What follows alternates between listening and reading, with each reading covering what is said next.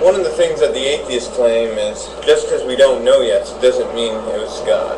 Well, I say to you, that doesn't mean that my God doesn't exist. The fact is, in order for anything to exist, there has to be an uncaused cause, meaning something that has always existed. And that which always existed is, by definition, immaterial, spaceless, and timeless, because matter, space, and time are finite. And that, my friends, is God. What's up, you two? That was the rantings of Mr. 3 Super Dogs. Bravo! Awesome start on your video. This guy's video is called 6 Solid Reasons Not to Be an Atheist. Remember, his reasons are solid. This should be interesting. I just did about 6 hours of off and on research just because I found some of the things that he said was very interesting. I'll go into some of my notes. It's just one. Got some more. On some of the claims of this. This is probably going to be a 2, possibly a 3. I'll try to keep it down to a 2-parter for going after 3 Super Dogs' claims. Alright, the first one, very simple. If you're going to claim that there's always been a God, why not take another step? Remove the God and say that the universe has always existed. It's that simple. If you're going to make the claim for one, using the same logic, you can make the claim for the other. So I am going to have to say you cannot prove that, but to be fair, we cannot prove that the universe has always been here. And if we throw in the Big Bang, I would say that evidence for the Big Bang is a lot more plausible. Continuing on.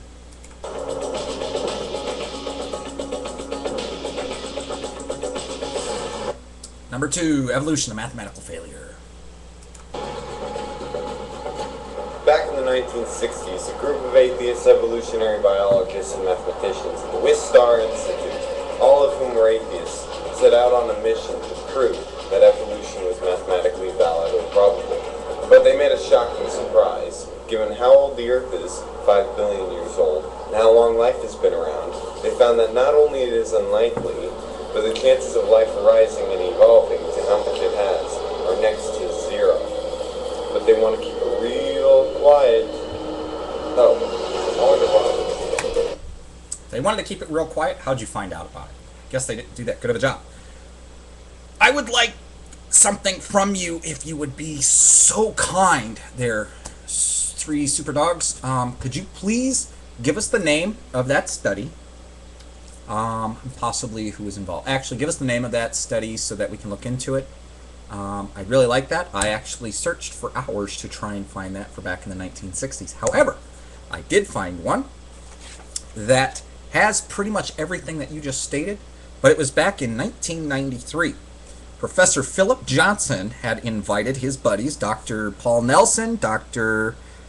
Dean Kenyon, Dr. Michael, I believe it's Behe, B-E-H-E, and Dr. Stephen Meyer. And the idea was that they would come through and they would talk about things with evolution and what have you. But here's what was really interesting. They were not atheists. As a matter of fact, all those I just mentioned work for the Discovery Institute, and let's see, what is it? 4 of the 5 of them are actually co-founders of the Discovery Institute.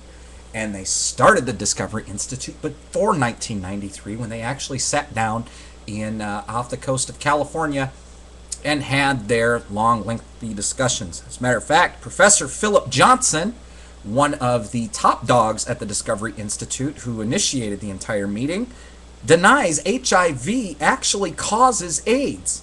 Then we got Dr. Paul Nelson, who is one of the top guys in the Discovery Institute, as well as Dr. Dean Kenyon, who back in 1976, that's when he actually found God. Then we got Dr. Michael Behe and Stephen Meyer, also top dogs at the Discovery Institute, who helped founded it before their alleged meeting.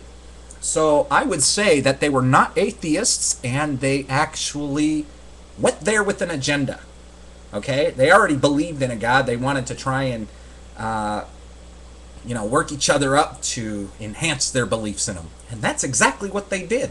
If they had actually proven beyond reasonable doubt then they would have had all their stuff, would have, as it went through all the peer scrutiny and all that other stuff. Man, we're talking about five guys who would have won Nobel Prizes if their math and stuff and all their other fun stuff was so strong.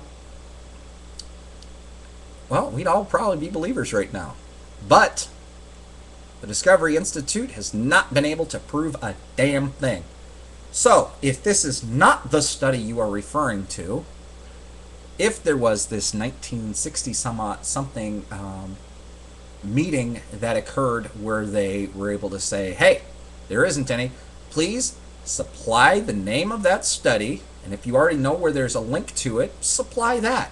I'd like you to be able to back up your claim. I'm not saying that you're lying, I'm saying that I can't find it anywhere. And I've looked many different types of searches. It might have been really easy for you. I might be doing the wrong things. I've tried 1960s, atheists prove God, scientists prove God, meeting about God. I've tried dozens upon dozens to try and find what you are claiming. And like I said, the only thing I found had to do with the what was presented in 1993 from the founders of the Discovery Institute. Once again, they went in there with an agenda. Continuing on.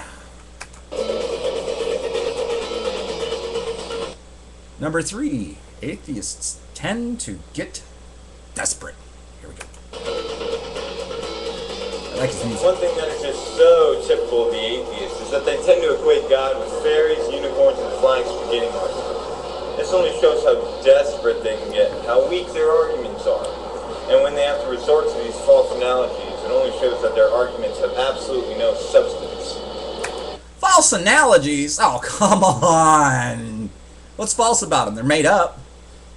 Can you disprove a fairy? Absence of evidence is not evidence for absence. Come on. Disprove fairies, please. If it were really as obvious that God does not exist like they claim it is, they wouldn't have to be using those cheesy analogies. I like cheese. I'm